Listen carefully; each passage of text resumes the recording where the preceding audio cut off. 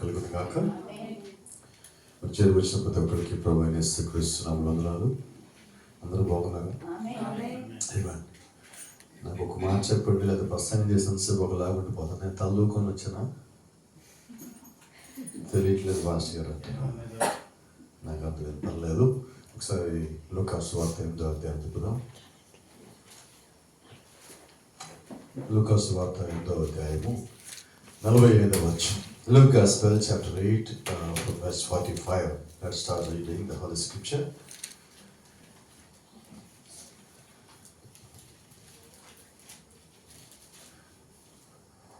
Luke 8:45. యేసు, ఎవరో నన్ను ముట్టినో, ప్రభావం నాలో నుండి వెడలిపోయినదని నాకు తెలిసిందను. తాను మరుగై ఉండలేదని ఆ స్త్రీ చూచి వణకుచు వచ్చి ఆయన ఎదుట సాగిలపడి తాను ఎందు నిమిత్తము ఆయనను ముట్టినో, వెంటనే తాను ఎలాగో స్వస్థపడినో ఆ సంగతి ప్రజలందరి ఎదుట తెలియచెప్పెను. అందుకైన, కుమారి, నీ విశ్వాసము నిన్ను స్వస్థపరిచెను, సమాధానం గలదానమై పొమ్మని ఆమెతో చెప్పాను. Praise the Lord. ప్రార్థించుకుందాం. పరిశుద్ధుడా, జీవం గల దేవాధిపతి నాయన, ఈ సాయంకాలం ప్రభా మరోసారి లేఖన భాగం విశ్వాసంతో మేము సమీపించుండగా నాయన, మీకు ఆత్మతోనూ శక్తితోనూ ప్రభావంతోనూ మాతో మాట్లాడమని, మా హృదయాల్లో నేను చేరటానికి ఏదైతే ఆటంకంగా ఉన్నదో నిశ్చయంగా దాన్ని మొదటిగాను తీసివేసి తొలగించి వేసి నీకు అత్యంత సమీపంగా వచ్చటకు, నీ యొక్క సారింపుల్లోకి మేము మారటకు ఈ సాయంకాల సమయాన్ని మా మధ్యలో మీరు వాడుకమని వేడుకుంటూ పరిపూర్ణంగా మా హృదయాలకు సమర్పించుకుంటూ ప్రభువైన యేసుక్రీస్తు నామములో ప్రార్థిస్తున్నాం. దయచేసి అందరూ కూర్చున్నాం.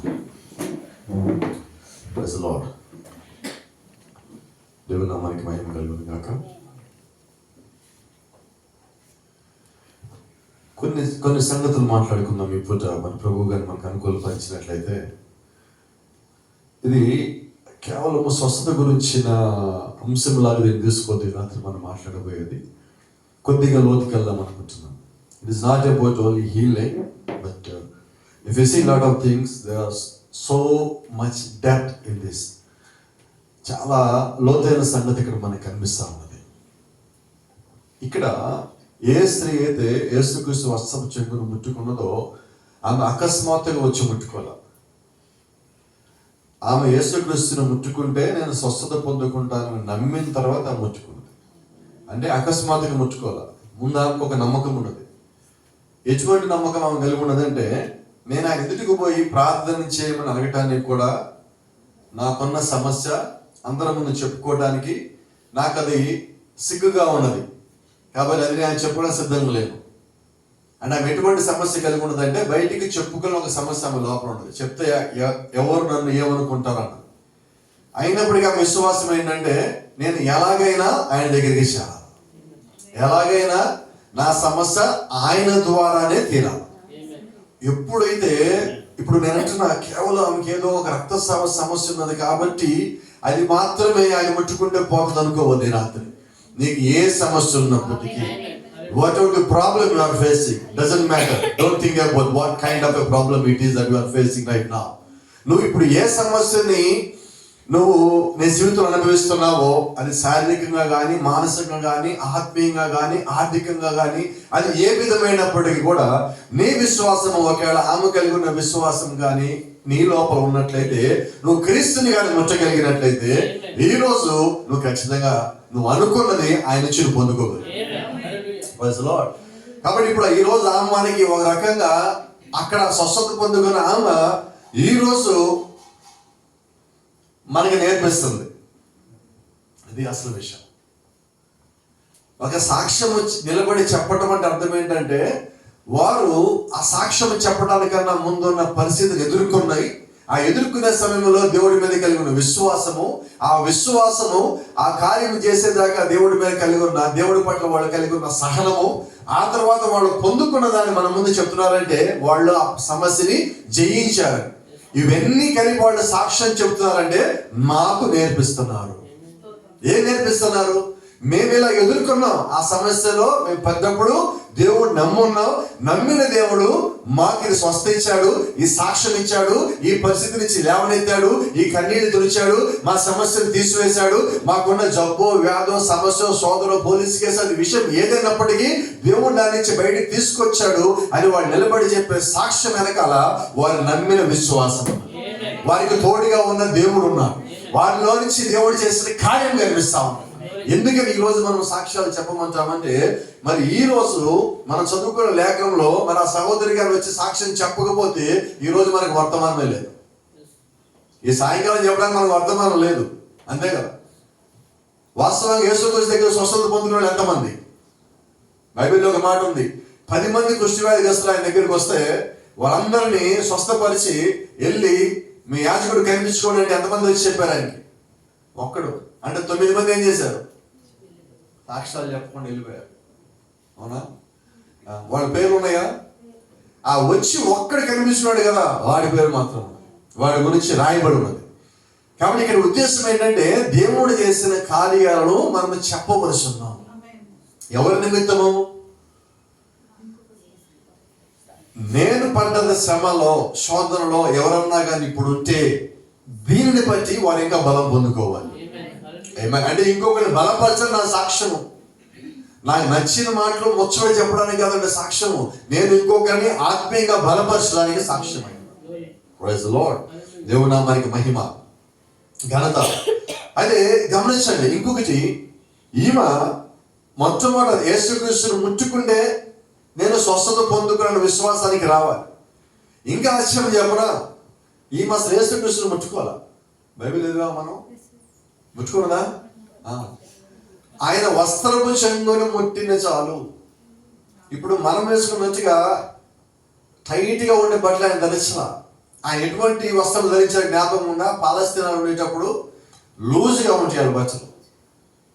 మరి ఇంకా నగరంలో ఘోరమైన పాపి అని వర్తమానంగా చదివినట్లయితే యేసుక్రీస్తు వస్త్రంలో కింద ఈ పైనుంచి కింద వరకు ఒకటి అంగీ ఉంటుంది, ఆ అంగీ లోపల మళ్ళా ఇంకొకటి ఉంటుంది కింద కాళ్ళ దగ్గర. ఆ రోడ్డు మీద ఉన్న మట్టి దుమ్ము అంతా దానికి అంటుకున్నప్పుడు ఇంటికి రాగిన ముందు ఆ లోపల ఉన్న వస్త్రం తీసేస్తారు, పైన వస్త్రాలు బాగానే ఉంటాయి. అంటే ఆ పైనుంచి ఎవరైనా వస్త్రాన్ని వెనక నుంచి గారు ముట్టుకుంటే ముట్టుకునే వ్యక్తికి తెలియదు, అంతేనా? మరి ఇప్పుడు యేసుక్రీస్తు ఏమంటున్నాడు? జాగ్రత్తగా నుండి, నా వస్త్రాలు ఎవరో ముట్టారల్లా, నన్ను ఎవరో ముట్టారు. రెండోది, నాలోంచి ప్రభావం పోయింది.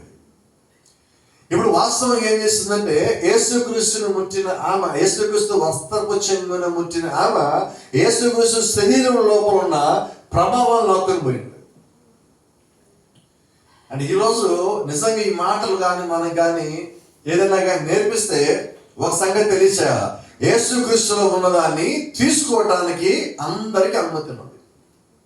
అది ప్రభావము, శక్తి, ఆత్మ, ఉద్యోగము, పరలోకము, నీ యొక్క శరీర మార్పు, నీ యొక్క ఎత్తబాటు అన్నీ ఆయన లోపలే ఉన్నాయి. అన్నీ తీసుకోవడానికి ఆయన ఇప్పుడు ఎలా ఉన్నాడంటే, ఆ రోజు ఆ వీధిని మధ్యలో ఎలాగ నడుస్తున్నాడో ఈ రోజు కూడా ఆయన విశ్వాసం మధ్యలో అలాగే నడుస్తాం. ఎవరైతే ఆయన చూసి ఆయన ఏం తిరిగి ఆయన మురిదే, ఆయన ముట్టిన ప్రతి ఒక్కరికి ఇవ్వటానికి ఆయన దగ్గర అన్ని రెడీగాను. కానీ ఈరోజు ఆయన ముట్టుకోవడానికి కావాల్సిన వాళ్ళు కావాలి, ఆయనలోంచి తీసుకునే వాళ్ళు ఆయన కావాలి. మీరు గమనిస్తే అంత పెద్ద గుంపుని ఆ ఒక్క స్త్రీ కొరకు ఆయన ఆపేస్తున్నాడు. ఈరోజు మనము కానీ ఆయన వైపు కానీ తిరిగితే ఆయన మన కొరకు ఆగడా? వినపడలేదు నాకు కొంచెం గట్టి, ఆగలదా లేదా? Praise the Lord. ఖచ్చితంగా ఆయన ఆగలడు. ఇక్కడ ఒక మాట ఉంది, కింగ్ జేమ్స్ లో వర్చ్యూ హాస్ గాన్ అని రాస్తున్నది, ఆయన నుంచి ప్రభావం వెళ్ళున్నది. వర్చ్యూ అంటే అర్థం ఏంటంటే ప్రభావం అని, శక్తి అని కూడా ఉన్నది అర్థం. అంటే ఇప్పుడు యేసుక్రీస్తు నుంచి ఆమె ఏం తీసుకున్నది? ఎవరన్నా మన దగ్గర నుంచి మనకు తెలియకుండా ఏదైనా తీసుకెళ్తే వాళ్ళు ఏమంటాం మనం? మరి ఇప్పుడు ఆమె ఎవరు? ఎవరి దగ్గర దొంగతనం చేసింది? చెప్పండి, ఎవరి దగ్గర దొంగతనం చేస్తుంది? ఏం దొంగతనం చేసింది? అది కనిపించేదైతే దొంగతనం చేసామంటారు, కనపడకపోతే ఏమన్నా కేసు లేదు అక్కడ ఇప్పుడు, అవునా? ఏం దొంగతనం చేసామంటే నా ఆత్మను దొంగతనం చేశాడు కేసు పెట్టచ్చపోయి, నా నుంచి ప్రభావం దొంగతనం చేశాడు కేసు పెట్టచ్చపోయి, అవ్వదు. ఏ సెక్షన్ పెట్టాలి? సెక్షన్లో లేవు, సరిపో. కానీ ఇప్పుడు యేసుక్రీస్తు దగ్గర నుంచి ఆమె దొంగతనం చేసిందా లేదా? చెప్పకుండా తీసుకోవడం దొంగతనమే కదా. మరి ఇప్పుడు ఆమె ఏం చేసింది? అయితే ఆశ్చర్యం ఏంటంటే యేసుక్రీస్తు వాడి మధ్యలో తిరుగుతున్నది ఏంటంటే అలా ఎవరిని తీసుకుంటారని. అవునా? మరి ఈ రాత్రి ఆయన దొంగతనం జరుగుతున్నాడు. కానీ ఎప్పుడు కూడా ఆ తర్వాత అనుకుంటా ఆయన దగ్గర ఎవరు దొంగతనం చేయలేదు అనుకుంటా. చేశారా? ఆలోచన రావట్లా. మరి వస్తే ఎప్పుడు లాకపోదాం. నేనేమంటా అంటే మనకి కావాల్సిన ఎవ్రీథింగ్ వాజ్ ఇన్ హిమ్. అపోస్తలుడు పౌలు సమస్తము ఆయన మూలంగా కలిగను, ఆయన లేకుండా ఏది కలగలేదు. అన్నీ ఆయన ద్వారా కలిగితే సమస్తం ఆయనలో ఉంటే ఇప్పుడు మనం ఎవరైపు తిరగాలి? నువ్వు ప్రపంచం వైపు తిరిగిన అన్ని సంగతుల వైపు తిరిగినంత బలంగా క్రీస్తు వైపు తిరిగితే నీకు కావాల్సిన నీ వెనకాల పరిగెత్తుకొని వస్తుంది. మనమేం చేస్తున్నాం? సంగతులు వెనకాల పరిగెత్తుతున్నాం. నువ్వు క్రీస్తు వెనకాల పరిగెత్తితే సంగతులు, ఆశయాలు, రుజువులు, కార్యములు, సూచనలు, అద్భుతాలు అన్ని వెనకాల రావాలి. Praise the Lord. మనము ఎప్పుడైతే నేను లోకంలో నాకు ఇది కావాలి, అది కావాలి, దాని వెనకాల పరిగెత్తుతున్నామో దాని అర్థం ఏంటి తెలుసా? క్రీస్తుని విడిచిపెట్టావు. క్రీస్తుని విడిచిపెట్టావా? నువ్వు క్రీస్తు వైపు తిరిగితే నీ కొరకు దేవుడు నిర్ణయించింది నువ్వు ఎట్టి అంటే అది నీ వెనకాల రావాలి. నమ్మగలవా? ఖచ్చితంగా రావాల్సిందే. ప్రజలో వచ్చిన సంగతి మీరు చెప్తా. వారు ఐగుప్తు నుంచి కనానుకు వచ్చేసే అంతసేపు కూడా వారితో పాటు ఆ బండ వస్తానే ఉన్నది. కాలముల గుండా వారిని ఆ బండ వెంబడించను అని బైబిల్ రాస్తుంది. ఐగుప్తు నుంచి కనాను వరకు ఆ బండ వెంబడిస్తానే ఉన్నది. అంటే దేవుడు ఏర్పరిచిన మార్గంలో నువ్వు వెళ్తా ఉన్నప్పుడు దేవుడు నీతో పాటు రావాల్సిందే. దేవుడు నీకు ఇచ్చిన వాగ్దానం వెనకాల వెళ్తున్నప్పుడు వాగ్దానం నెరవేరేంత వరకు దేవుడు నీతో పాటు రావాల్సింది.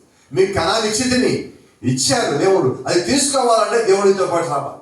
ఆ వాగ్దానం నెరవేర్చే నీ జీవితంలో జరిగేంత వరకు కూడా దేవుడు నీతో పాటే ఉండి తీరవలసి ఉన్నాడు.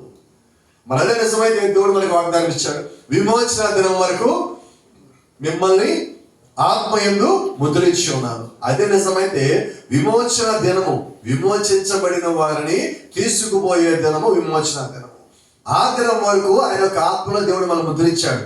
అంటే మనల్ని కాపాడటానికి ఆయన మనం ముద్రించాడు, రక్షించడానికి దేవుడు మనం ముద్రించాడు, మనకు తోడుగా ఉండటానికి ఆయనతో పాటు మనం ముద్రించాడు. ఇమ్మానుయేల్ పేరుకి అర్థమేంటి?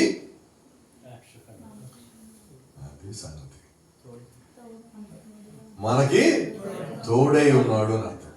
దేవుడు మనకి తోడై ఉన్నాడు ఇమ్మానుయేల్ అంటే. మరి ఇప్పుడు దేవుడు ఇచ్చిన వాగ్దానము ఇమ్మానుయేల్ పేరు ఎందుకు దాని భూమి మీద? దేవుడు నాకు తోడై ఉన్నాడు ఎప్పటి వరకు? Until the day of redemption, విమోచన దినము వరకు. ఇప్పుడు నేను ఎవరైపు చూడాలి? ఇంకా ఈరోజు మనం అంటున్నాం భారంగానో, కష్టంగానో, సంతోషంగానో, ఏదో రకంగా దేవుడి వైపు చూడాలి అంటున్నాం. కానీ నిజంగా మనకి సమస్య వస్తే ఎంతసేపు దేవుడి వైపు చూస్తున్నాం? దానికి ఒక సమయం ఉంటుంది, దానికి ఒక స్కేల్ ఉంటుంది. అది దాటేమో దేవుడి వైపు చూడలేమంటే అన్ని వైపులు చూస్తాం. కానీ ఆశ్చర్యం ఏంటంటే ఒకవేళ దేవుడు చేసే కార్యం అయితే నువ్వు అన్ని వైపులు చూసాక అన్ని దిక్కులు తిరిగిన తర్వాత ఇక మొత్తం అయిపోయాక దేవుడు అంటాడు ఇక తిరిగిన చాలు కానీ ఇప్పటికే నా వైపు తిరుగుతావా? ఎందుకంటే దేవుడు కార్యం చేయడానికి రెడీగా ఉన్నాడు. Is ready to do.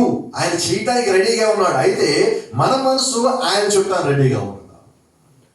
నీ హృదయము క్రీస్తు వైపు తిరగడానికి రెడీగా ఉన్నదా? ఎప్పుడైతే నా హృదయం కానీ నీ హృదయం కానీ క్రీస్తు వైపు తిరిగినదో ఆయన కార్యము చెయ్యటానికి సంకోచించడు, ఆలస్యం చేయడు. అయితే మానవులైన మనకు ఒక తలంపు ఉంటుంది.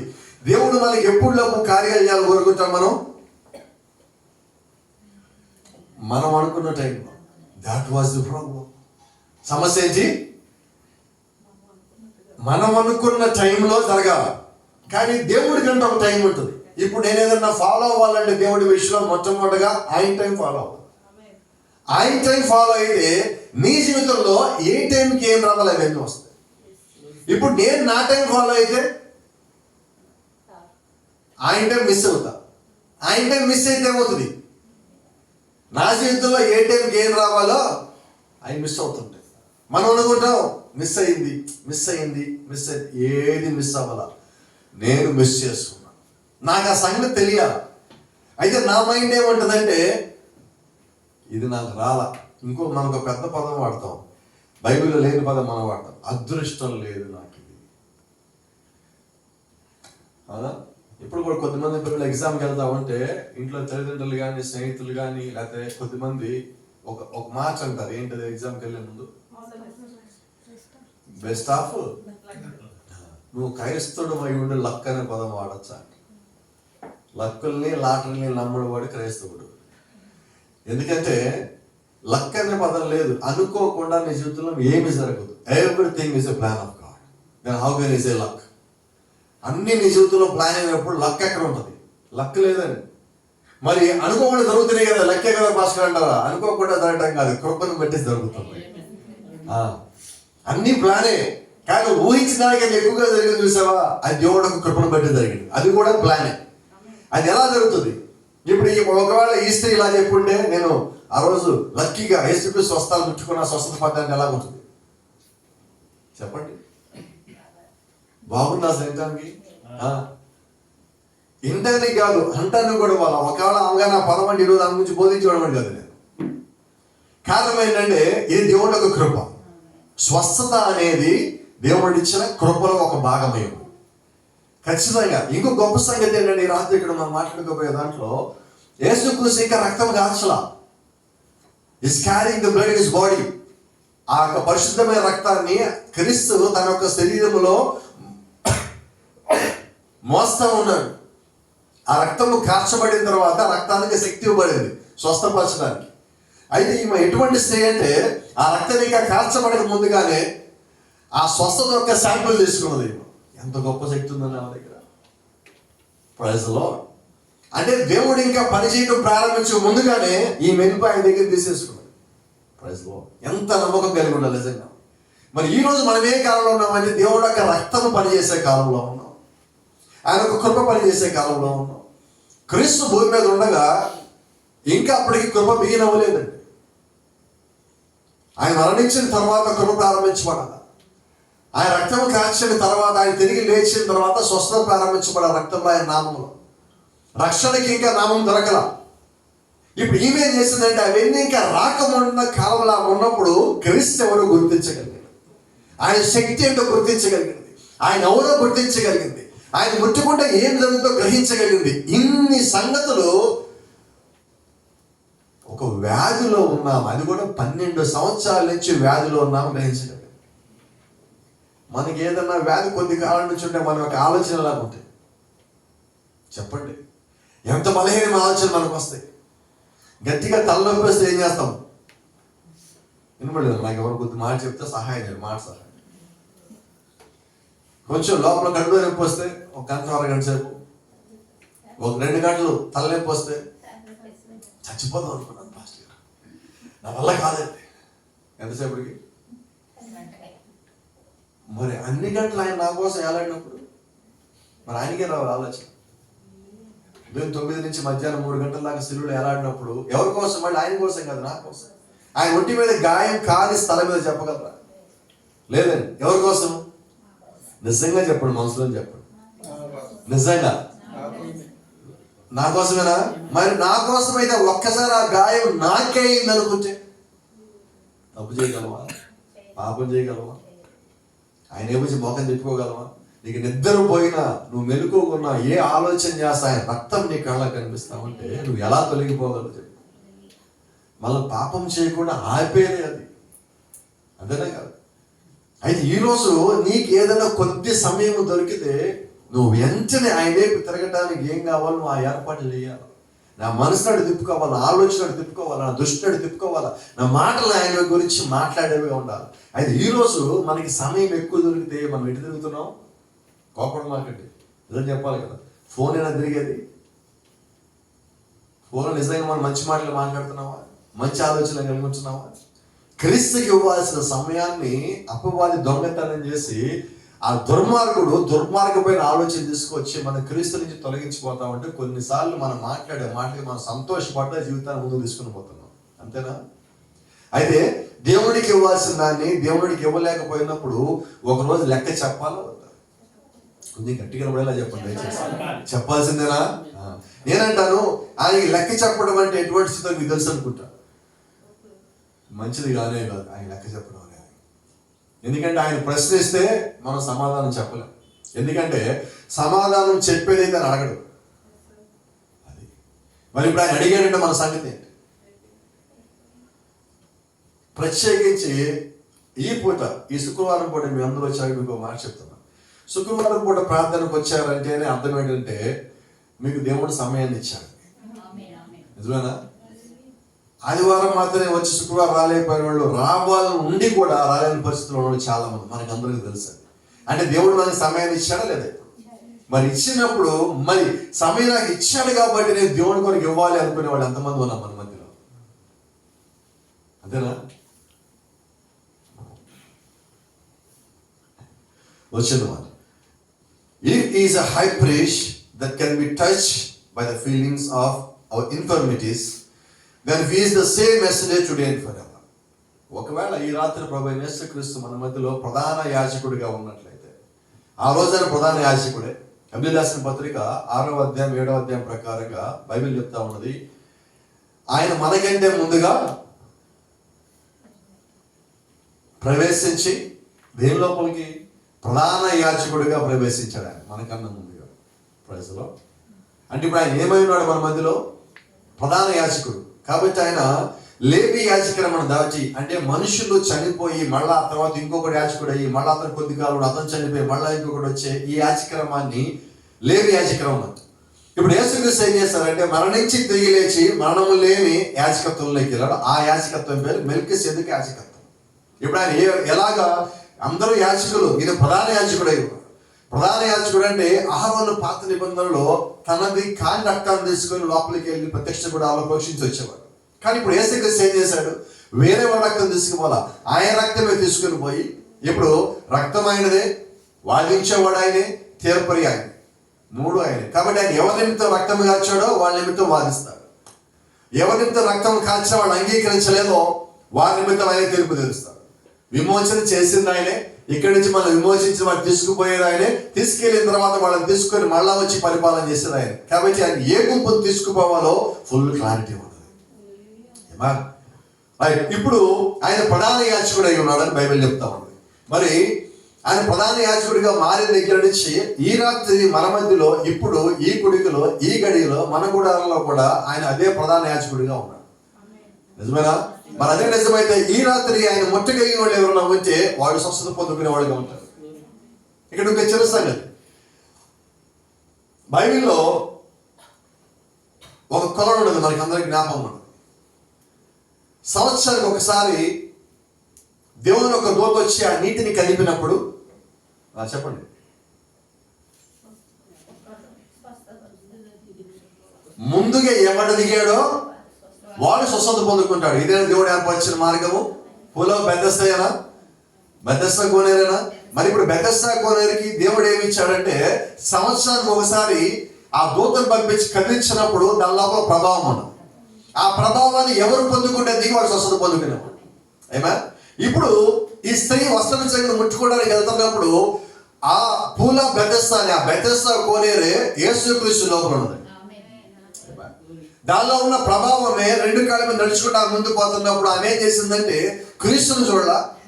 ఆమె చూస్తుంది ఒకటే, నా స్వస్థత నా ముందు పోతుంది, నాకు కావాల్సిన ప్రభావం నా ముందు పోతుంది. ఈమె దగ్గర విశ్వాసం ఉంది, సహనం ఉంది. ఇప్పుడు ఈమె ప్రభావం కావాలి. విశ్వాసం సహనం కలిగిన ఆమె ప్రభావం పొందుకోవడానికి సంపూర్ణమైన అర్హత కలిగి ఉన్నది. ఈ రోజు నువ్వు స్వస్థత పొందుకోవాలంటే కేవలం దేవుడు నమ్మితే సరిపోదు. దేవుడు కార్యం చేసేదాకా ఆకాశ సహనము కూడా కలిగి ఉండాలి. నువ్వు విశ్వాసం కలిగి, సహనము కలిగి, నువ్వు వాక్యాన్ని నమ్మి ఆయన ఈ కార్యం చేస్తాడని ఆయన కొరకు ఎదురు చూసినప్పుడు నీకు ప్రభావం ఇవ్వడానికి దేవుడు ఆలస్యమే చేయడు.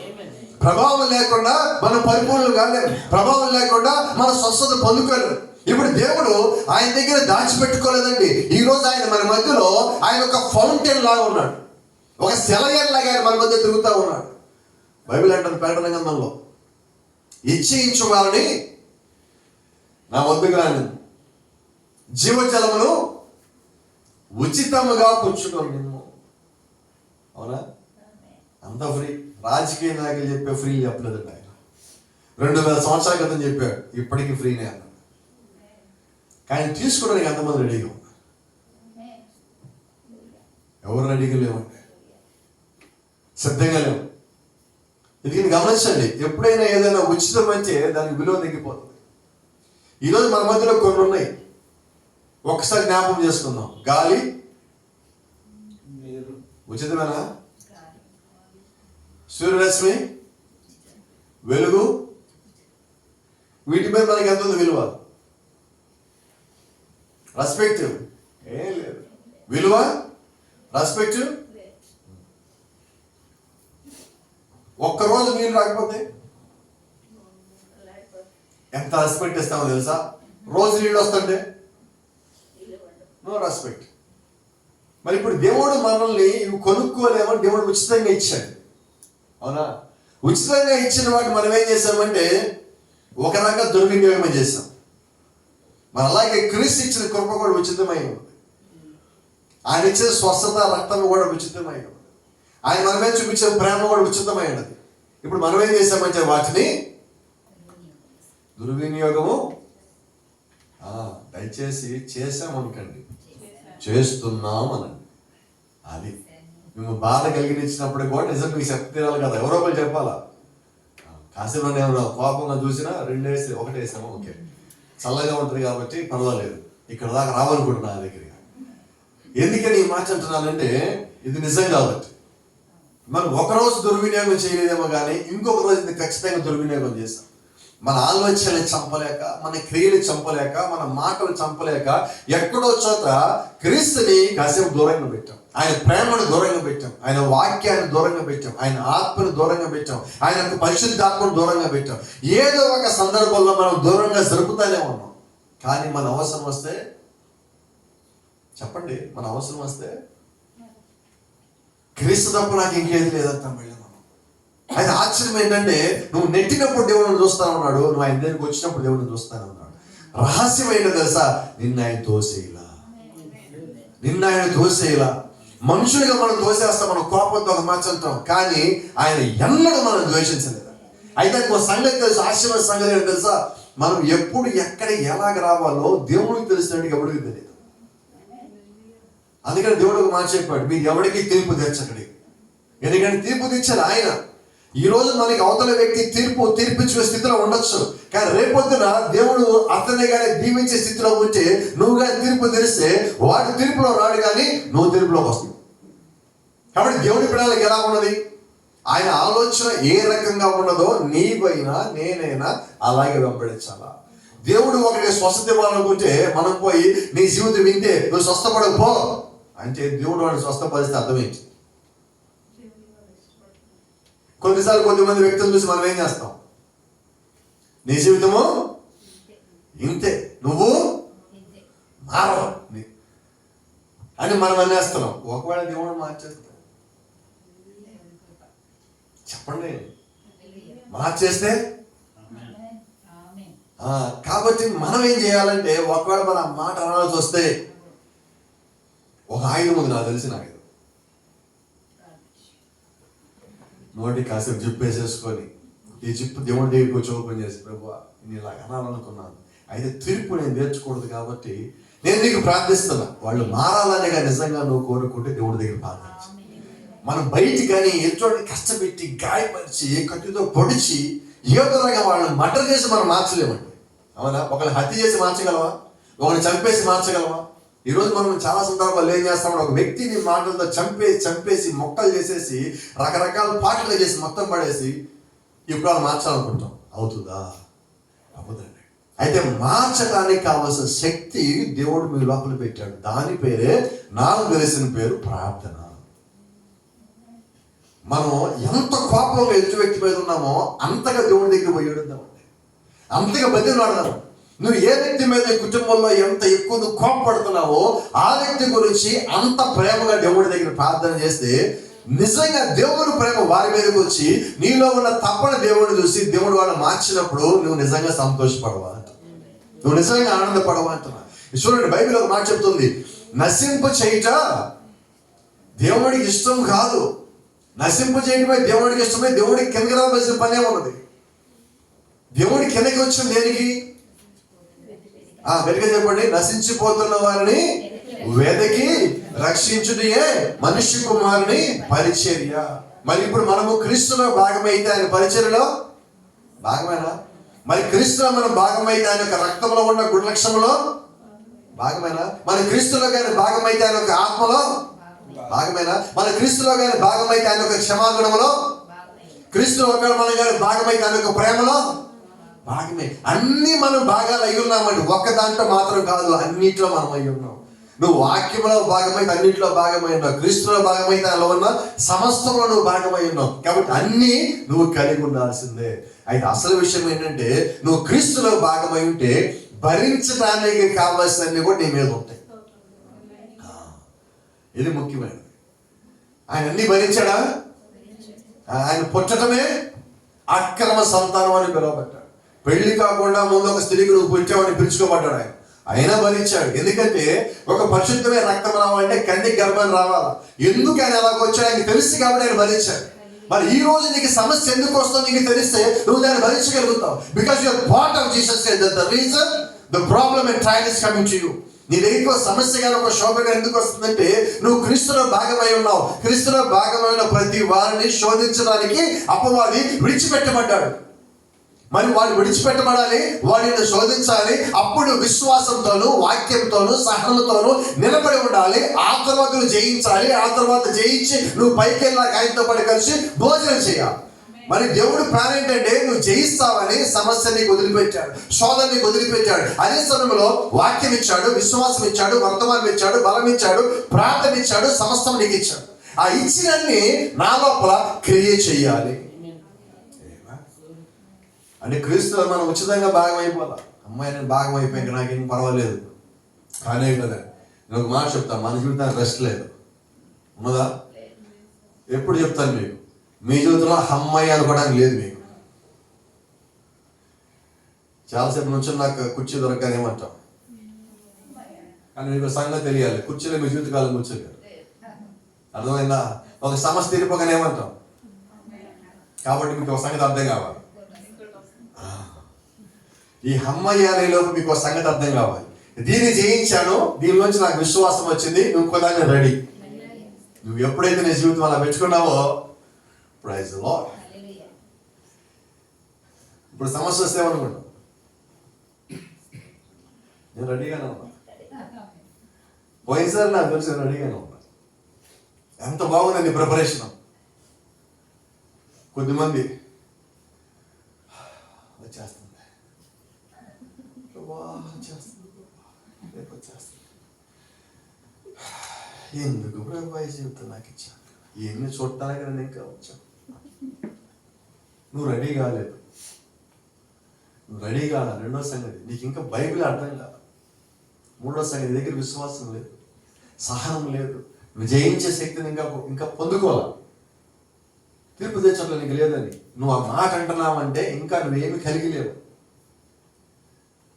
అంతేనా? ఇప్పుడు నా దగ్గర బలం అంటే ఏం చేస్తావు? ఆశ్చర్యం ఏంటంటే నీ శరీర సంబంధించిన బలం గురించి రాత్రి మాట్లాడలేదు. అసలు నీ శరీరం యొక్క స్థితి గురించి కూడా మాట్లాడటంలా. బైబిల్ అంటుంది, అబ్రహాం ఒకసారి ఒక మాట అడిగినప్పుడు నువ్వు ఎప్పుడు అత్యంత బలహీనుడివో చెప్పమంటే ఏం చెప్పాడు? గట్టిగా చెప్పాడు, నేను ఎప్పుడు అత్యంత బలహీనున్నో అప్పుడే నేను అత్యంత బలవంతున్నాను. ఇప్పుడు ఎప్పుడు బలహీనుడు అబ్రహాము?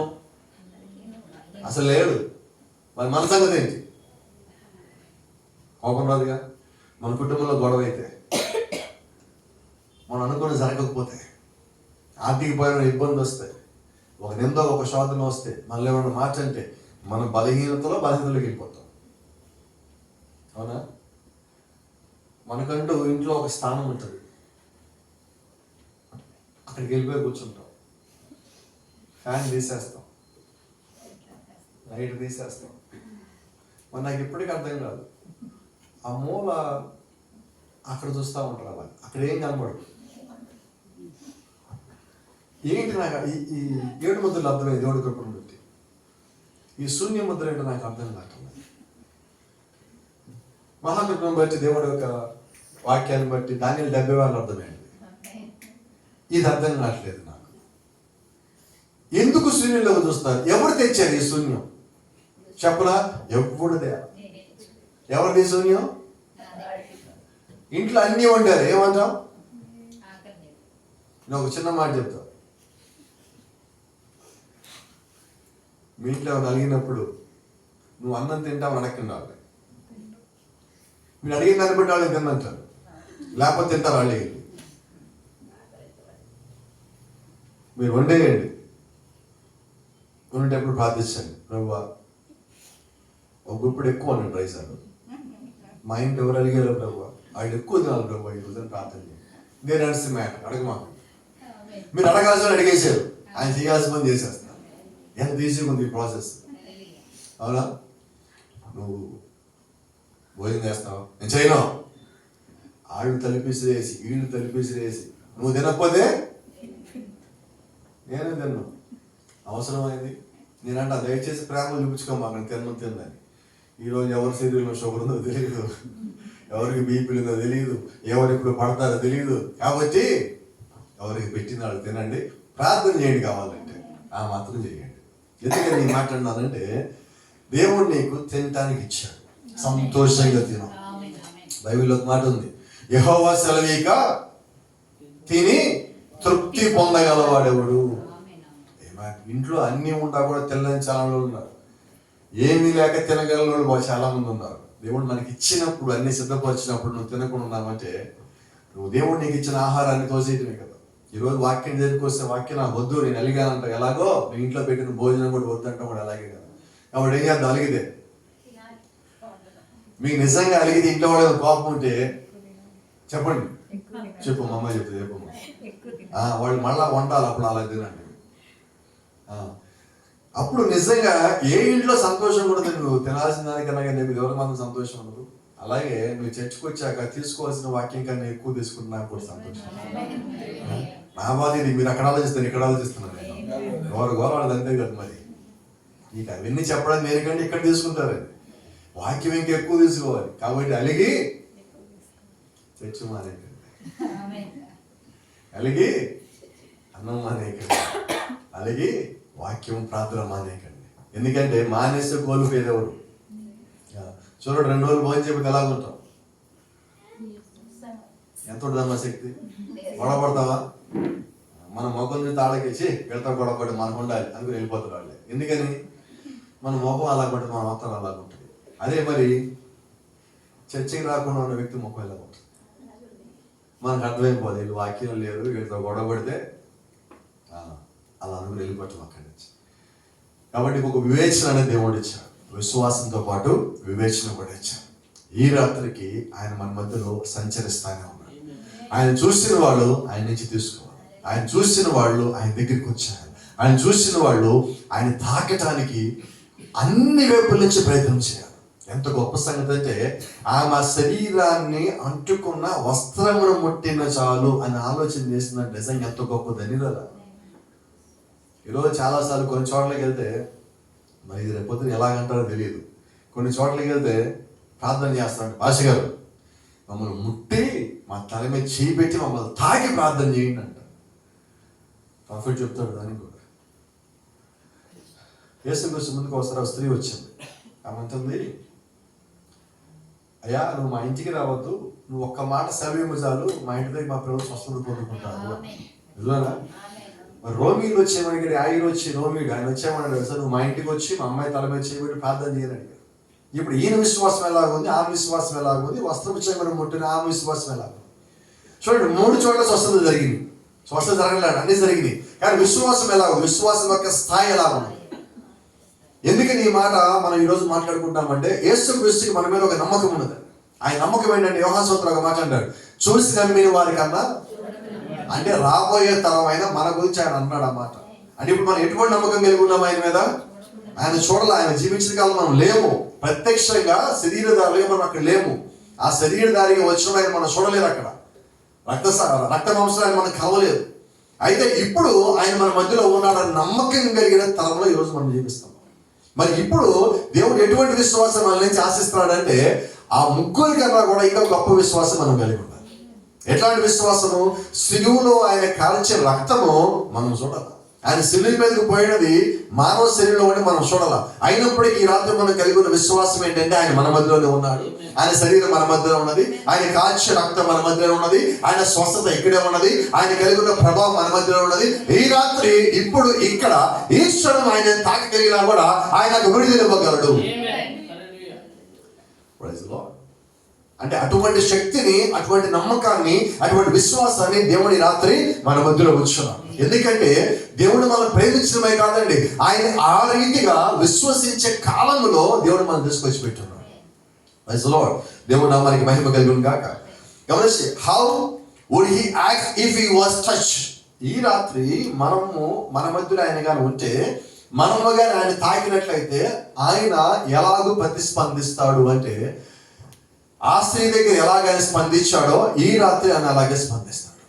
ఆయన శరీరాన్ని మనం తాకినా, ఆయన యొక్క రక్తాన్ని మనం తాకినా, ఆయన యొక్క వస్త్రాన్ని మనం తాకినా, అయితే అక్కడ ఉన్నదానికి ఈ రాత్రి మనకు ఉన్నదానికి ఒకే ఒక చిన్న తేడా ఉన్నది.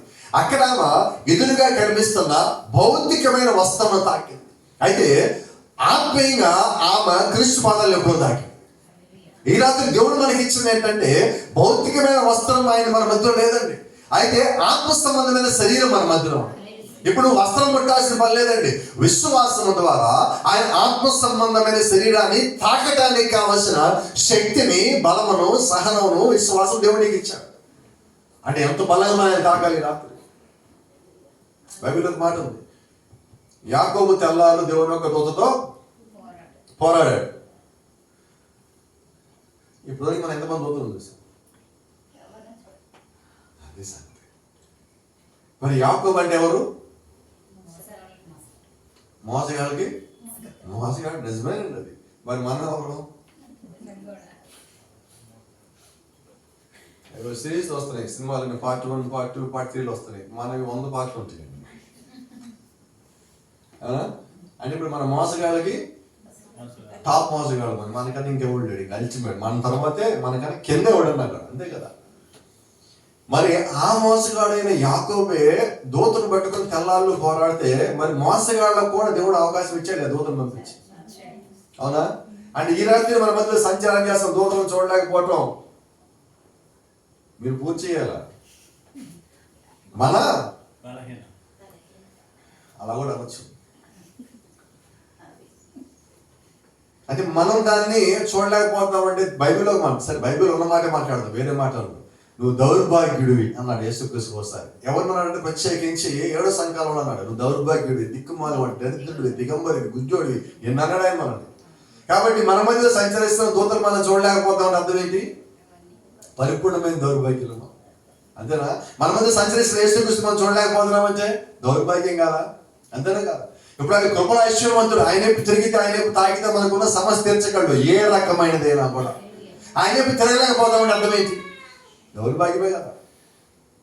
అన్నీ ఆయన దగ్గర పెట్టుకుంటే, నువ్వు ఆయనే బతికి దాన్ని నీకు ఇస్తానన్నప్పుడు ఆయనే తిరగలేకపోతున్నామంటే అంతకన్నా ఖచ్చితంగా వేరే ఇంకేది లేదండి. Praise the Lord. రెండోది, the women that touched his garment. ఏ స్త్రీ అయితే ఆయన వస్త్రాన్ని తాకిందో, he physically didn't feel it. అయితే శరీర సంబంధముగా ఆయన వస్త్రం తాకినప్పుడు ఆయన ఎటువంటి అనుభూతి కలిగలేదు. అయితే ఆమె తాకిన వస్త్రాలు మాత్రమే కాదండి, ఆయన యొక్క శరీరాన్ని, శరీరంలో ఉన్న ప్రభావాన్ని ఆమె తాకి. బైబిల్లో ఆయన ఒక మాట చెప్పాడు, పేతురు అంటున్నాడు, అయ్యా నీ మీద ఎంతమంది పడుతున్నారు, నన్ను ఎవరు తాకారంటారా ఏంటంటే ఆయన ఒక మాట జ్ఞాపకం ఉండదా, నాలోంచి ప్రభావము బయటికి పోయింది. ఇప్పుడు ఆమె తాకింది వస్త్రాన్న ప్రభావాన్ని? ప్రభావాన్ని తాకటం కాదండి, ప్రభావాన్ని పట్టుకొని లాక్కిపోయింది క్రీస్తు లోపల నుంచి. ఎంత గొప్పదండి అది! గొప్ప సంగతి. ఆయన శరీరం బలహీనత అయింది. గొప్ప సంగతి ఏంటంటే ఆయన ప్రభావం తీసుకుపోయింది. ఇంకా గొప్ప సంగతి ఏంటంటే ఆయన ప్రభావం అయిపోయింది. ఇప్పుడు నిజంగా యేసుక్రీస్తు ఏమంటే ప్రభావం కలిగిన నీటి ఊటై ఉన్నాడు. బైబిల్లో ఒక మాట ఉంది, ఇమ్మాలి నరముల నుంచి తీయబడిన రక్తపు ఊటలో నీవు నేను ఉన్నావు. ఇమ్మాలి నరముల నుంచి తీయబడి రక్తపు ఊటలో, ఆ రక్తపు ఊటలో ఏముందంటే ప్రభావం అన్నది. మన కొరకు ఆయన చూపించిన ప్రేమ ఉన్నది, మన కొరకు ఆయన కుమ్మరించిన కృప దాంట్లో ఉన్నది, అన్ని దాని లోపల ఉన్నాయి.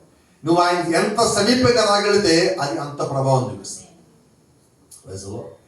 బైబిల్ ఒక మాట ఉంది, యేసుక్రీస్తుని అరెస్ట్ చేసేదానికి ముందు వచ్చి ఆయన ఇక్కడ పట్టుకున్నప్పుడు, బట్టలు పట్టుకున్నప్పుడు ఏం జరిగింది? సైనికుడు వేగంగా దూరం పడి. మరి అదే నిజమైతే మరి ఆయన మన మధ్యలో ఉంటే, మనం ఆయన లోపల కానీ ఉంటే, ఇప్పుడు దగ్గర సమస్య వచ్చి కానీ చొక్కా పట్టుకుంటే ఏమవ్వాలి? ఎగిరంత దూరం పడాలి. Praise the Lord. అంటే దేవుడు ఎటువంటి శక్తిని కలిగి ఉన్నాడంటే, ఆయన మానవుడిలో ఉన్నప్పుడు అన్ని కార్యాలు చేయాల, కొన్నే చేసేళ్ళాడు ఆయన. బైబిల్లో ఆయన ఒక మాట చెప్పేది ఇప్పుడు జ్ఞాపకం ఉండదా? ఏంటి ఆ మాట? నా యందు విశ్వాసం ఉంచిన వారు నేను చేసిన కార్యములే కాదు కానీ అంతకన్నా ఘనమైన వాటిని చేస్తారు. అంటే ఆయన పరిచయం ముగించెళ్ళాడా, మనకి ఇచ్చెళ్ళాడా? ఎవరికి ఇచ్చెళ్ళాడు? కొంచెం బలంగా చెప్పండి, ధైర్యంగా చెప్పండి. ఇప్పుడు సార్ నాకు ఇచ్చాడు, నమ్ముతున్నాను. ఇప్పుడు నేనేం చేయాలి? ఒకవేళ చేయకపోతే ఆయన నాకు ఇవ్వనట్టు వేరేదేం లేదు ఇంకా, అంతేనా? మీకు చిన్న మాట చెప్తాను. Praise the Lord. సందర్భం వచ్చింది కాబట్టి కరెక్ట్గా సరిపోయింది ఇప్పుడు నాకు ఇది. ఒకసారి ఒక వ్యాపారి ఒక అతనికి డబ్బులు ఇచ్చాడు, జ్ఞాపకం ఉందా బైబిల్లో? ఒక అతనికి కొద్దిగా ఇచ్చాడు, ఇంకొక అతనికి కొద్దిగా ఇచ్చాడు, ఇంకొక అతనికి కొద్దిగా ఇచ్చాడు, ఊరెళ్ళి వచ్చాడు. ఫస్ట్ వాడు ఏం చేశాడంటే వాడికి ఇచ్చిందాన్ని డబల్ చేసి ఇచ్చాడు. రెండో వాడు ఏం చేశాడు, అయ్యా నాకు కొద్దిగా ఇచ్చావు, నువ్వు కొద్దిగా ఇచ్చిందాన్ని నమ్మకంగా పనిచేశాను, ఇదిగో దీన్ని సగం రెట్టింపు చేశాను, నీకు ఇస్తాను, తీసుకోపో. మూడో వాడు దగ్గరికి వస్తే ఏమన్నాడు?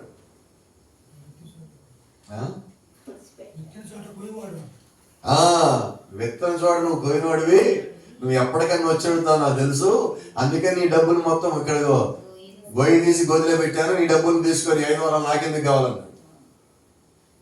వాస్తవం గమనిస్తే ఆ ముగ్గురికి వరాలు ఇచ్చాడు, అవునా? ఫస్ట్ వాడు రెట్టింపు చేశాడు, రెండో వాడు సగం రెట్టింపు చేశాడు. వీడేం చేశాడు? రైట్. దొంగ ఎవరు? ఆ ముగ్గురికి పరిచయం ఇచ్చాడా? ముగ్గురికి తలాంటి ఇచ్చాడా? ముగ్గురు వాడారా? వాడలేదు. అయితే మీరు బైబిల్లో చదివారా ఈ వాడనోడి గురించి ఏం చేశాడు? అవునా? ఇప్పుడు చెప్దాం మనం. ఇప్పుడు దేవుడు మనకు పరిచయం ఇచ్చాడు, ఇచ్చాడా? ఇప్పుడే అందరు ఇచ్చారని చెప్పారు కదా. మా సామర్థ్యానికి లెక్క చెప్పగానే మారిపోయినంత ఇచ్చారా లేదా? ఇప్పుడు ఇచ్చినవాడు మొదటివాడు ఏం చేశాడు? రెట్టింపు చేశాడు. వాడికి ఇంకా వీడికి కూడా కలిపి వాడికి ఏమని అన్నాడు, వాడు దీవించబడ్డాడు. రెండో వాడు వీడు కొద్దిలోనే బాగా చేశాడు, వీడికి కూడా ఇంకా ఎక్కువ ఇవ్వండి అన్నాడు. అంటే పని చేసినోడు దీవించబడ్డాడు.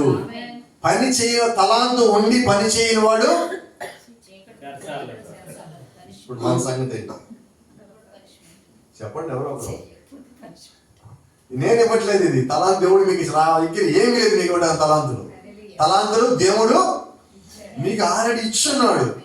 ఒక మాట అడుగుతారు, ఇక్కడ మీలో నాలో ఏమి తలాంతులు చేయొద్దండి. నాకు తెలిసే మీరు ఏమున్నాయో దేవుడు తెలియదు అంట. కాబట్టి మా అందరూ ఎవరు చేయకపోతే ఉద్యోగం వచ్చినప్పుడు పైకి లేసి దాన్ని తాకుతా ఆమెలు అంటారే, అలాగా అంటారేమో అనుకుంటా. ఇప్పుడు అందరూ మీరు చూసారా? ఇప్పుడు వాళ్ళ తలాంతు ఉందా? ఉన్నది. ఒకటి మాట్లాడే శక్తి ఉంది, ఒకటి సహనం ఉంది, ఒకటి ఓపిక ఉంది, ఒక సాక్షి చెప్పే సంగతి ఉన్నది. దేవుడు కొంతమంది తిప్పడానికి, ఆత్మను సంపాదించడానికి దేవుడు ప్రతి ఒక్కరికి ఏదో ఒక తలాంతు ఇచ్చాడు. ఇవ్వకుండా దేవుడు ఎవరిని భూమి మీద పంపించడు. అది నిజం, నేను నమ్ముతాను. అది మీ అందరికీ దేవుడు తలాంతు ఇచ్చాడు. మీకు నమ్మకం లేదు, నాకు నమ్మకం ఉన్నది, నా దేవుడు కూడా మీ మీద నమ్మకం ఉంది. కాబట్టి ఇప్పుడు దేవుడు ఏం చేస్తాడంటే మనకి ఇచ్చిన తలాంతకి లెక్క అప్పచెప్పమని అడిగే రోజు ఒక రోజు వస్తుంది. ఆ రోజు మాత్రం మీరు లెక్క అప్పచెప్పేటప్పుడు ఎలా ఉండాలంటే మీరు పని చేసిన లిస్టులోనే ఉండాలి. అది నేను కోరుకుంటున్నాను. నా వరకు అయితే దేవుడు గారు ఒక లెక్క అడిగితే నేను చేసిన పని చూపించడానికి చెప్పుకునేది పెద్దది కాదు, కానీ ఆయన చేసిన పరిచయం ఎంతో కొంత కనిపిస్తాను కదా. ఉన్నది నా దగ్గర అయితే వారానికి 5 రోజులు ఆయన పరిచయం చేసి చూపించగలరు. ప్రభువా ఇదిగో ఎంత చేశాను నేను. అవునా? కోపనదిగా. మరి మీరందరూ ఎప్పుడు చూపిస్తారు? చూపించాలి. మేము కూడా ఈరోజు ఏదో ఊరికి వెళ్తామంటారు, దానికి నచ్చలేదండి, మీరు కూడా చోట చేయండి, మమ్మల్ని కూడా తీసుకోండి భాస్కర్, మేము కూడా వస్తామంటారా? అప్పుడు ఇది కాదు, అదేంటది రైల్లో పెట్టి మాట్లాడుకోవాలా? అది ఇక్కడ ఉద్దేశం ఏంటంటే మనకు అప్పగించిన దాంట్లో నమ్మకంగా చేయమని బైబిల్ చెప్తాను. నీకు అప్పగించిన దాంట్లో, నీ దగ్గరికి వచ్చిన దాంట్లో దేవుడు నీకు ఇచ్చిన తలాంతని ఉపయోగించమని. Praise the Lord. దేవుని నామానికి మహిమ, ఘనత, ప్రభావం కలుగును గాక. చిన్న మాటలు ఇక్కడ చెప్పి ముందుకెళ్దాం. Watching for the moving of the water. కొలరులో, బెతెస్దా కోనేరులో దేవుడు దాన్ని కదిపినప్పుడు ఎవరు ముందుగా దిగుతారో వాళ్ళకి స్వస్థనిచ్చారు. అవునా? అలా ఈ రాత్రి యేసుక్రీస్తు మన మధ్య తిరుగుతున్నప్పుడు ఆయన ఇచ్చిన అవకాశం ఏంటంటే, ముందుగా వచ్చి ఆయన ముట్టుకున్న ఒక్కడే స్వస్థత కాదు, చిట్ట చివరి వచ్చినోడు కూడా స్వస్థతకు కావాల్సిన మొత్తం దేవుడు అక్కడ ఇచ్చాడు. అంటే రాబోయేదాన్ని చూపించడానికి బెతెస్దా కోనేరు దేవుడు ఒక శాంపుల్గా ఇచ్చాడు. ఏంటో శాంపుల్? దాంట్లో దిగిన వాడు స్వస్థత పొందుతుంటాడు. అంటే దేవుడి కార్యం చేస్తాడని ఎదురు చూడటం కొరకు ఒక విశ్వాసి ఎలాగ సహనము కలిగి ఉంటే దేవుడు ప్రభావం ఇస్తాడో తెలియజేయటం కొరకు దేవుడు ఆ బెతెస్దా కోనేరుని పెట్టాడు. సంవత్సరానికి ఒకసారి వస్తాడని తెలుసు, దూత కదిలిస్తాడని తెలుసు. ఆ సంవత్సరం అంతా ఎదురు చూస్తాడు దాని చుట్టూతా చేరి. అంటే సంవత్సరం మొత్తము ఎలాగ ఓపిక బట్టి సహనము కలిగి ఉండి విశ్వాసాన్ని గట్టిగా పట్టుకొని ఎదురు చూడాలో దేవుడు అక్కడ నేర్పించాడు. మరి ఇప్పుడు దేవుడు అదే విశ్వాసం మనకు కూడా నేర్పించినప్పుడు ఆయన మన మధ్య సంచారం చేస్తాడు. నువ్వు ఆయన చూడగలిగినప్పుడు ఆయన పట్టుకోగలవు. బెతెస్దా కోనేరు కళ్ళ ముందు కనిపించింది భౌతికంగా. ఈ రోజు మన మధ్యలో భౌతికంగా యేసుక్రీస్తు కనబట్టంలా, అయితే ఆత్మ సంబంధంగా ఆయన మన మధ్యలో ఉన్నాడు బైబిల్ చెప్తాము. ఆయన మనకి ఇచ్చిన మాట ఏంటంటే, ఏ ఇద్దరు ముగ్గురు నా నామములో కూడి ఉన్నా నేను వారి మధ్యలో ఉంటా అన్నాడు. మరి అదే నిజమైతే ఈ రాత్రి ఇప్పుడు ఆయన ఇక్కడ మన మధ్యలో ఉన్నాడు. మరి ఆయన చూడగలిగి, ఆయన ముట్టగలిగి, ఆ ముట్టగలిగి విశ్వాసం కలిగి, ఆ ముట్టగలిగి విశ్వాసం కలిగి సహనము కలిగి ఉన్నప్పుడు నిజంగా నువ్వు అవసరం కలిగి ఉంటే నీకు కావాల్సిన ప్రభావం పెట్టడానికి ఆయన ఇక్కడ రెడీగా ఉన్నాడు. Is ready all the time. ఆయన ప్రతి సమయంలో సిద్ధముగానే ఉన్నాడు. నేను సిద్ధమై ఉన్నాను. అయితే బెతెస్దా కోనేరులో నీళ్ళు కదిలించగానే ఒక్కడుగు దూకితే తలాపకి వెళ్ళిపోయి చాలా మంది ఉన్నారు. కానీ స్వస్థత మంది పొందుకుంటున్నారు అక్కడే. మరి ఈ రాత్రి మనం ఆయనకి ఎంత దూరంలో ఉన్నాం? అడిగి అదే అడుగు. కానీ ఎంతమంది స్వస్థత పొందుకుంటున్నారు? ఎంతమంది అనుకున్న పొందుకోగలుగుతున్నారు? ఎంతమంది అనుకున్న సమస్య నుంచి బయట రాగలుగుతున్నామంటే ఎవడు ఆ ఒక్కడుగు దిగాడో, ఎవడు ఒక్కడుగు ఆయన లోపలికి వచ్చాడు. ఇక్కడ ఒక్కడుగు రాజం అంటే శరీర సంబంధంగా కాదండి, భౌతికం కాదండి, ఆత్మ సంబంధముగా. ఆయన వాక్యం విని విశ్వాసం కలిగి ఆయన లోపలికి వచ్చినప్పుడు దేవుడు ఆయన యొక్క ప్రేమతో నిన్ను కప్పుతా ఉన్నాడు. ఆయన యొక్క వాక్యంతో నిన్ను కప్పుతున్నాడు. ఆయన యొక్క కృపతో నిన్ను కప్పుతా ఉన్నాడు. కాబట్టి దేవుళ్ళలో ఉన్న సమస్తము నీ లోపలికి వచ్చే గడియలో ఇప్పుడు నీవు ఉన్నావు. ఈ గడియ అందరూ చూసిన గడియ. ఈ గడియలో అనేక మంది పరిశుద్ధులు జీవించాలని ఆశపడితే దేవుడు వాళ్ళందరికీ కాదని అవకాశం నీకు నాకు ఇచ్చాడు. ఎంత గొప్ప సంగతి నిజంగా మనం ఉన్నాం. ఎంత గొప్ప ధన్యకరమైన కాలం దేవుడు మనం ఉంచాడు. It taken the virtue from the water, he was healed. నీళ్ళల్లో ఉన్న ప్రభావాన్ని తీసుకొని వాడు స్వస్థత పొందుకున్నాడు. మరి ఇక్కడ ఈ విధంగా చూస్తే నడుస్తున్న నీటి ఓట, ప్రభావపు నీటి ఓట అయిన ప్రభు యేసుక్రీస్తు యొక్క వస్త్రపు చెంగును ముట్టుకొని నీళ్ళను ముట్టుకోవాలా, ఆయన శరీరాన్ని ముట్టుకోవాలా. ఈరోజు బైబిల్ అంటుంది, నీవు యేసుక్రీస్తు శరీరంలోకి బాప్టిజం పొందితివి. మనమందరం ఒక్కటే శరీరంలోకి బాప్టిజం పొందితివి. మరి శరీరంలో వస్త్రము చెంగును ముట్టుకుంటే స్వస్థత పడితే, మనం శరీరం లోపలికి బాప్టిజం పొందితే మనం ఇంకా ఎటువంటి కార్యములు చేయవలసి ఉన్నాం? మనం ఎదురు చూడటం కాదండి, మనం చేయవలసిన స్థితిలో దేవుడు మనం ఉంచాడంటున్నాయి రాత్రి. మనం ఇంకా ఎదురు చూస్తున్నాం. దేవుడు నన్ను తాకాలి, దేవుడు నన్ను ముట్టాలి, దేవుడిని ఇలా చేయాలి, అలా చేయాలి. అయితే దేవుడు ఏమన్నాడంటే, నువ్వు చేయగలవు. ఏ స్థితి మనకి ఇచ్చాడు? Praise the Lord. అంటే దేవుడి మనల్ని ఉన్నతమైన స్థానంలో పెట్టున్నాడు. అయితే ఇది ఎప్పుడు సాధ్యం అవుతుంది? నువ్వు దేవుడి వైపు తిరిగినప్పుడు, నీ హృదయం దేవుడి వైపు తిరిగినప్పుడు, నీ ఆలోచన దేవుడి వైపు తిరిగినప్పుడు, నీకున్న సమయాన్ని నువ్వు దేవుడి కొరకు వెచ్చిస్తున్నప్పుడు, వ్యర్థమైన వాటిగా మనం పరిగెత్తుతున్నప్పుడు, వ్యర్థమైన వాటిని మనం చూస్తున్నప్పుడు, వ్యర్థమైన ఆలోచన మనం కలిగి ఉన్నప్పుడు, కొన్ని ఆలోచనలు శరీర సంబంధంగా మనకు సంతోషాన్ని ఇస్తాయి, శరీర సంబంధంగా ఆనందాన్ని ఇస్తాయి, కాసేపటికి బాగానే ఉంటాయి. కానీ కొద్దిసేపటి తర్వాత వాటి మీద నీకు అసహ్యం వస్తుంది. నేను చేసే తప్పు నీకు తెలుస్తుంది. అయితే గమనించు, నువ్వు ప్రార్థన చేసిన తర్వాత ఎప్పుడైనా నీ ప్రార్థన తప్పు అనిపించిందా? నువ్వు వాక్యం చదివాక ఎప్పుడైనా నువ్వు చదివిన వాక్యం తప్పు అనిపించిందా? అనిపించడానికి ఎందుకంటే నాకు తప్పు లేదు కాబట్టి. ఈ భౌతికమన్నీ ఒక స్థితి వచ్చాక, ఒక వయసు వచ్చాక, ఒక ఆలోచన వచ్చాక, ఒక పరిపక్వత వచ్చాక నీకు తప్పు అని తెలుస్తుంది. ఈరోజు మనం చేసే పనులు మనకి తప్పని ఎందుకు తెలియలేదు తెలుసా? పరిపక్వత లేక, ఆలోచన ఎదుగుదల లేక, ఒక పరిపూర్ణమైన స్థితిలో దేవుళ్ళలోకి రాక, సరైన ప్రార్థన శక్తి మన లోపల పరిచేయక, సరైన విశ్వాసం మనం పొందుకోక, దేవుడి మీద పరిపూర్ణంగా మనం కనిపెట్టక, మనలో ఉన్న బలహీనతలను మనం జయించలేక ఈరోజు మనము దేవుళ్ళలో పరిపూర్ణమైన స్థానంలోకి రాలేకపోతున్నాం. నువ్వు వాటిని జయించి దాటి వచ్చినప్పుడు చూడు, నీ వెనకాల నువ్వు చేసిన ప్రతి పని, నువ్వు చేసిన ఆలోచన, పొద్దున చేసిన ఆలోచన కూడా నువ్వు దేవుడిగా నీతో సాయంకాలం మాట్లాడితే అది నీకు అసహ్యం అనిపిస్తుంది. చర్చికి వచ్చే ముందు మనం మాట్లాడిన మాట కూడా వాక్యం అన్నప్పుడు నేను చేసిన తప్పు నాకు అనిపిస్తుంది. అయితే ఈరోజు మన పరిస్థితి ఏంటంటే కొద్దిసేపటి వరకే దేవుడు యొక్క వాక్యం అల్లప్పుడు పని చేస్తున్నది. ఎందుకంటే మనం ఉన్నది సాతాను ఏదెనులో. సాతాను ఏదెనులో ఉండగా దేవుడు చెప్పిన మాట ఒక మాట ఉన్నది. ఈ మాట కొంచెం జాగ్రత్తగా అర్థమైతే లోతుగా మనం లోపలికి వెళ్ళగలుగుతాం. రక్త మాంసములు దేవుని రాజ్యమును స్వతంత్రించుకోలేవు. ఎందుకన్నాడు ఆ మాట? ఈ రక్త మాంసములే బలహీనత. నీ శరీరంలో కలిగించే ప్రతి బలహీనత వచ్చే రక్త మాంసాల ద్వారా, శరీరపు కోరికలన్నీ వచ్చే రక్త మాంసాల ద్వారా, ఆలోచన రక్త మాంసాల ద్వారా. ఇవి పరలోక రాజ్యాన్ని స్వతంత్రించుకోవు. అంటే నాలో అడ్డుగా ఉన్నాయి ఈ రక్త మాంసాలే. కాబట్టి రక్త మాంసాల ద్వారా వచ్చే ఆలోచనల్ని నేను ప్రార్థన ద్వారా, విశ్వాసం ద్వారా, ఆత్మీయంగా ఎదుగుదల అవసరం ద్వారా, దేవుళ్ళ పరిపూర్ణతలోకి పరిపత్తులోకి రావడం ద్వారా దీన్ని చంపగలిగితే, దీన్ని కానీ దాటగలిగితే ఇవి నా మీద పనిచేయవు. అప్పుడు దేవుని యొక్క రాజ్యానికి నేను అర్హత పొందుకునేవాడిని ఉంటాను. కాబట్టి మనం ఇక్కడి నుంచి ఏం ప్రయత్నం చేద్దాం? చంపే బలను ఉంటామంటే ఎవరిని చంపాలి?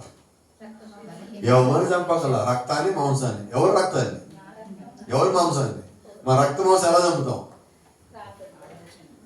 అది చెడ్డతలం రాగానే, నీ చెయ్యి ఫోన్ దగ్గర పోగానే ఏం చేయాలా చెప్పండి? నువ్వు ఏమంటే బైబిల్ దగ్గరికి రా. ఒక అర్థమైన ఫోన్ మోగుతా ఉంది, నువ్వు బైబిల్ దగ్గర అలాగే ఉండు. ఎన్నిసార్లు చేస్తారు అర్థమైన ఫోన్ చేసేవారు?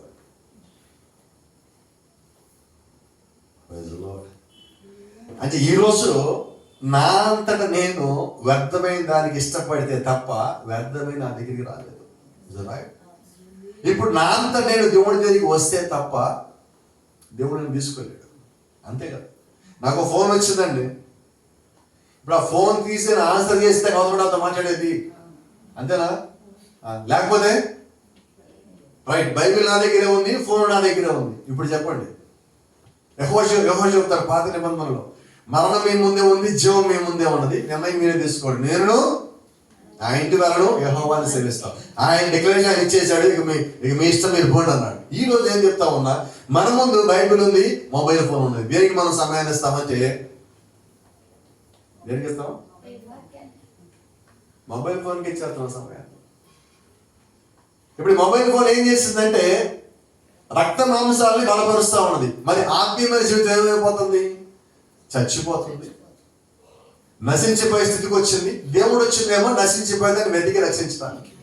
ఈ మాట మనం చెప్తున్నాం, మనం ఎంతో తంటున్నాం, కానీ మనం జీవించేసరికి దీన్ని మాత్రం పక్కకి సరిపేస్తాం. చాలా జాగ్రత్త అండి. Are in a critical position.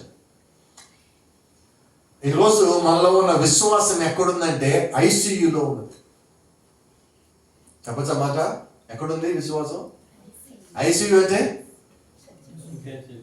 Intensive care unit. That means critical position. అంటే ఉంటుందా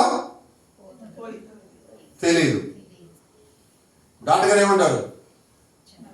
అంతా దైవ ఆధీనం అన్నాడు. ఇప్పుడు మరి మన పరిస్థితి ఏంటంటే మనలో ఉన్న విశ్వాసాన్ని ఎక్కడ పెట్టావు? ఇప్పుడు physically good, physically perfect, everything is perfect, everything is all right, but the fight is in ICU.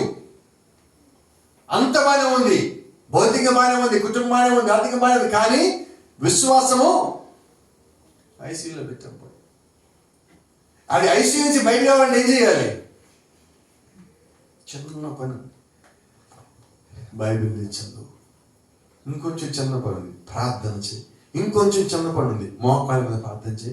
ఇంకొంచెం పెద్ద పని ఉంది, ఉపవాస ప్రార్థన చేయి. ఇంకొంచెం పెద్ద పని ఉన్నది, సంఘానికి క్రమంగా వస్తూ ఉండు. ఇంకొంచెం పెద్ద పని ఉంది, దేవుడి కొరకు ఆత్మను సంపాదించి. అది ఐసీయూలో ఉండదండి, ఐసీయూలో ఉండదండి. ఐసీయూలోకి పోయేవాడు కూడా రెక్క తీసుకొచ్చి విశ్వాసం ఇప్పుడు కలిగి ఉంటాం. అంత దేవుడు నీకు ఇచ్చాడు, అంత బలం ఇచ్చాడు, అంత శక్తి ఇచ్చాడు, అంత జ్ఞానం ఇచ్చాడు, అన్ని దేవుడి లోపల పెట్టాడు. నీ లోపల ఉన్న సంగతి ఏంటో నువ్వు గుర్తించగలిగితే బాగుంటుంది. అయితే నీలో ఉన్నదాన్ని అపవాది ముందు గుర్తిస్తాడు. అపవాది మాటలు ఎలా ఉంటాయి తెలుసా? మనకి ఆ మాటలు పదే పదే అనిపిస్తా ఉంటాయి. ఎంత స్వీట్గా ఉంటాయి తెలుసా? షుగర్ కోటెడ్, తేనె పూసిన మాటలు లాస్ట్కి పాతాళం తీసుకుని పోతాయి. ఎప్పుడు మన సమయాన్ని ఎంత ఒక్కొక్కరి కోసం, మన కుటుంబం అందరం ఉన్నామండి, బంధువుల కోసం, స్నేహితుల కోసం, నచ్చిన వారి కోసం మన సమయాన్ని చాలా వెచ్చిస్తాం మొబైల్ ఫోన్ల మీద. ఈ వెచ్చించే సమయంలో ఎవరికైతే బంధువుల కొరకు వెచ్చించే వాళ్ళు ఎవడన్నా ఒక్కడన్నా నేను పరలోకం తీసుకుపోతాడు? తీసుకుపోడు. కానీ 199.999 మంది నేను పాతాళం తీసుకుపోతారు. ఆ నాట్ వన్లో తెలియదు నాకు, అది కూడా అందుకని డౌట్ కింద వదిలిపెట్టింది. ఎందుకంటే అన్ని గంటలు మాట్లాడడం దేవరాజ్యం తీసుకుపోడు కదా ఫస్ట్. రెండవది, అచేప్పుడు ప్రార్థన గురించి మాట్లాడితే మనం సేపు మాట్లాడడం. అవునా? అంతేనండి, నిజం ఆ మాట. ఎక్కువసేపు మనం వాక్యం వినాలన్నా కూడా మన మనసు నిలబడదు, మన శరీరం కూడా నిలబడదు. మనం ఆ రకంగా బలహీనతలు అవుతున్నాం. ఇదంతా నేను మీ నుంచి వచ్చిందంటల్లా ఈ సాతాను ఏదైనా ఉండగా అపవాది తీసుకొచ్చింది. ఇదంతా నీ రక్త మాంసాలను బలహీనత చేస్తాడు. అయితే నువ్వు వాక్యంతో నీ శరీరాన్ని, వాక్యంతో నీ ఆత్మను, వాక్యంతో నీ కుటుంబాన్ని, వాక్యంతో నీ సాక్ష్యాన్ని, వాక్యంతో వ్యక్తిగతమైన జీవితాన్ని దినదినం బలపరుచుకుంటా ఉంటే వాడు ఒక దినము పూర్తిగా బలహీనపడి నీలోంచే కాదు, నీ కుటుంబంలోంచే కాదు, నీ గృహంలోంచే కాదు, నువ్వు అడుగు పెట్టే ప్రతి చోట వాడిని చూసి పారిపోయేవాడిగా ఉంటాడు. అటువంటి శక్తి ప్రభావాలు దేవుడు లోపల పెట్టున్నాడు. అప్పుడు ఈరోజు మనం ఇంకా ప్రభు నన్ను తాకు, నన్ను ముట్టి అనే స్థితి నుంచి ప్రభు నాలో నుండి పని చేయి ప్రభు అనే కాలాన్ని మనం వచ్చున్నాం. ఈ సంగతి మనకు తెలియాలి. ఆ సంగతి ఎప్పుడు మనకు తెలిసిందో మన సమయాన్ని వ్యర్థమైన సంభాషణకి వాడము, వ్యర్థమైన పనులకు వాడము, మన దగ్గర ఉన్న డబ్బును కూడా వ్యర్థమైన వాటి కొరకు ఖర్చు పెట్టము. దేవుని కొరకు, పరిచర్య కొరకు, ఆత్మను సంపాదించడానికి, దేవుని యొక్క రాజ్యంలోకి వెళ్ళటానికి ఏ రకంగా దేవుడికి సహాయపడగలమని నిరంతరం ప్రార్థించేవారు ఎవరైతే ఉన్నారో వారిని దీవించడానికి దేవుడు నిరంతరం రెడీగానే ఉన్నారు.